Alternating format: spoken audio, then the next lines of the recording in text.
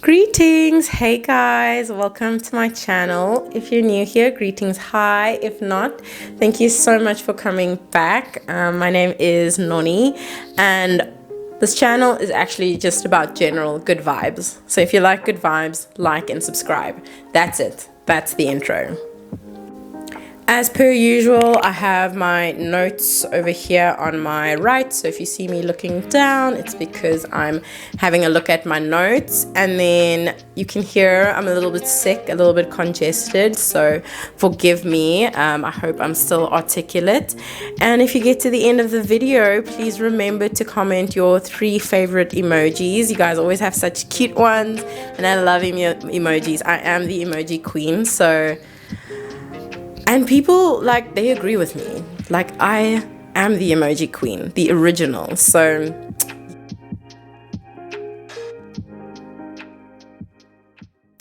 on this channel, we've discussed how to heal, how to start a self-love journey, how to recognize your traumas and triggers and how those affect you in everyday life.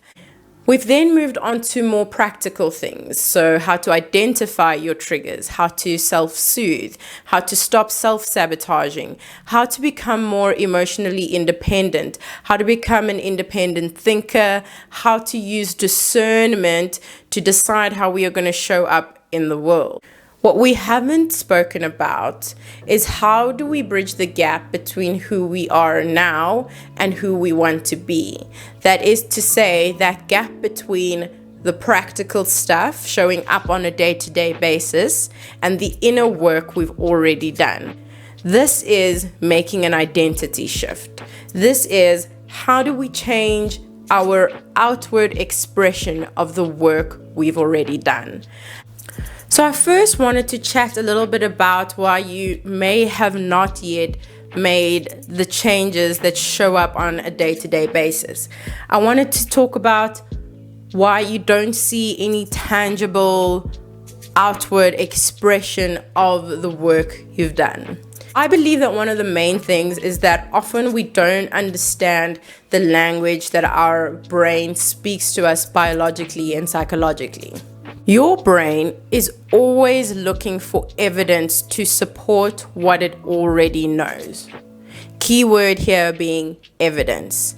And then your brain reinforces those beliefs by being selective of external information on a subconscious level to reinforce what you already know. So often what happens is the reason there's a gap between who you are and who you want to be, even though you've done the work, is that you are not catering to the language that your brain understands. The language that your brain understands is evidence. And evidence comes from behavior.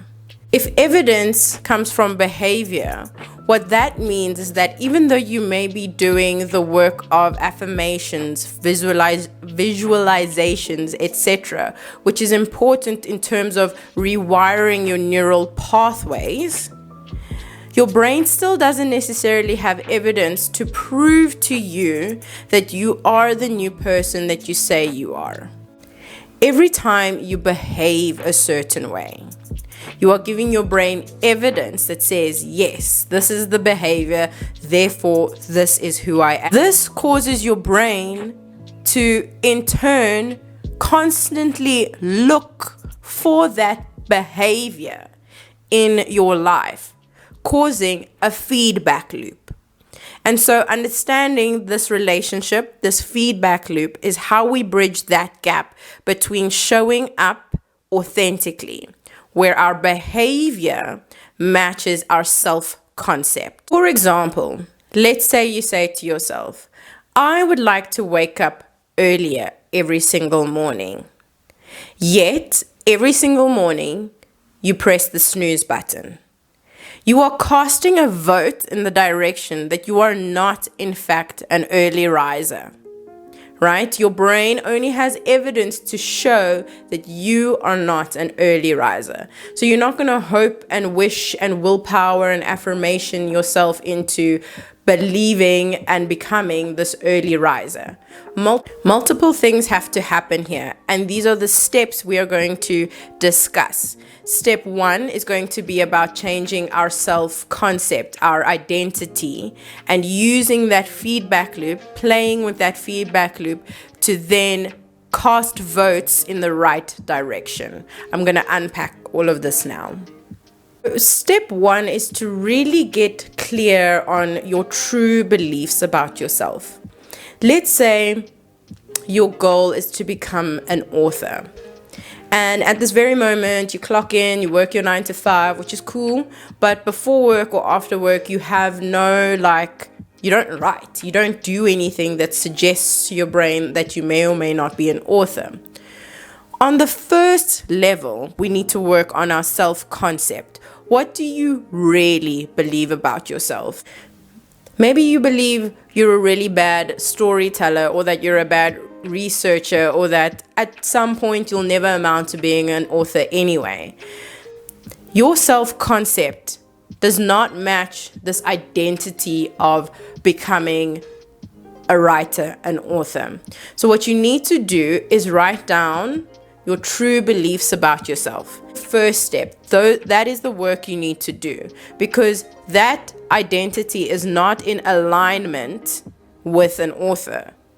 Your brain then will continuously look for evidence to reinforce these ideas that you're not a good storyteller, you're not a writer, you're lazy, etc. Your brain is going to continuously look for that. Step 2 is to write down the labels that you associate with your ideal self or with this particular goal that you want to achieve. An author might be a good storyteller, they have a cool writing flow, they do a lot of research, they do rough drafts, they practice every day, they have other people read their work and give them feedback, they talk to other writers, maybe they read books that are within their niche or what they're trying to explore, they again do rough drafts, come back to it. They're not in a rush to have this perfect finished product of a book. Basically, they have evidence to support their self-concept. They have outward evidence to support their true beliefs about themselves. So step 2 is about writing down what this person looks like, how they show up each and every single day. This person, this ideal self, this goal that you're trying to reach, what does that look like to you? Then step 3 is bridging the gap. How do we bridge the gap between my self-concept, which is my true identity, who I believe I am, these limiting beliefs, and this ideal self or these goals that you want to achieve?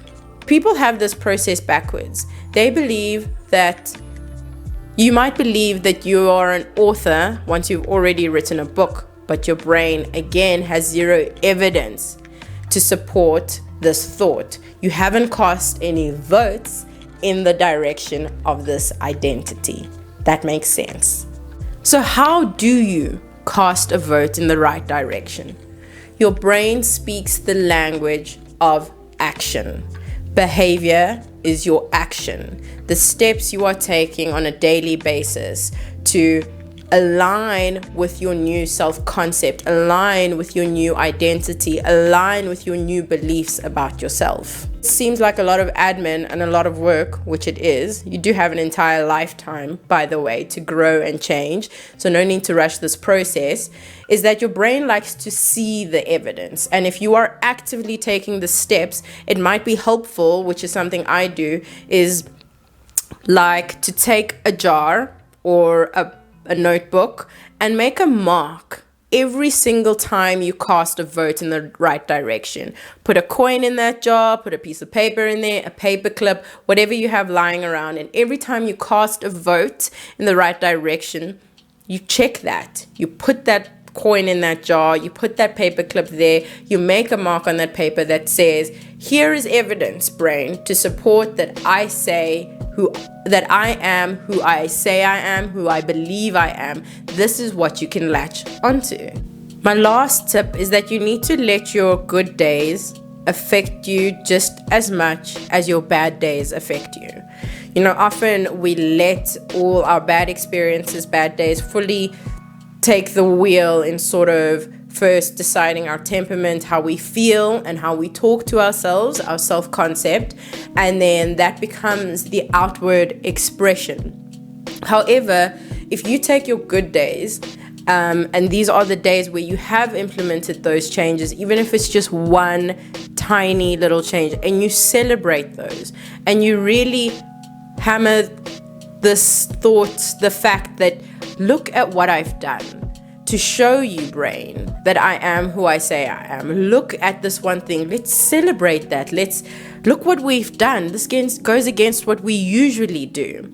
When you let your good days affect you, I think several things happen. You start to rewire your brain to focus on that which is positive and exciting and beautiful, and your brain will then consistently look for that which is positive, exciting, and beautiful, and that creates that positive feedback loop. Remember, we're playing with the language that our brain speaks. What also happens is a sense of grace and compassion, and letting go of the idea that consistency looks like doing something 6 times a week for 3 months, then stopping. That's not real consistency. If you do something once a week, so every once a week for the next year or 2 years, just once a week, that is consistency. You can have grace and compassion with yourself. There's no need to feel like you need to be so productive, like in this capitalist rat race vibe that we're living in, that you have to now implement these changes and be this person in the space of a year. If you want to, and if you feel that you can, excellent. But for me, I don't like to put the pressure on myself that says, okay, you've done all this traumas and fixing and whatever, now by 3 months from now, you have to be a new person. No. I find ways to integrate all my new beliefs in joyful ways, in a patient way, where I can celebrate my wins without forcing myself to be at the next thing already. Because all you really have is the present moment. And while life is long, I do believe that life is long and that you have all of this time to achieve that. There's no need to rush to already be there, because you know, firstly, that you are going to be there, but you also can't be sure that you have tomorrow. So letting your good days, your good moments affect you just as much or even more than your bad days puts everything into perspective, and it provides clarity and joy and in this sort of enjoyment of the journey, rather than a focus on this very one outcome that has no nuance, no compassion, that is very much lined up with what the world thinks this is what a productive person looks like, who has a specific identity, but rather what that looks like for you and how you can integrate that into your daily life. Because I know life isn't easy. So when we're making these changes, it's important to have grace and compassion for ourselves. Okay, bye.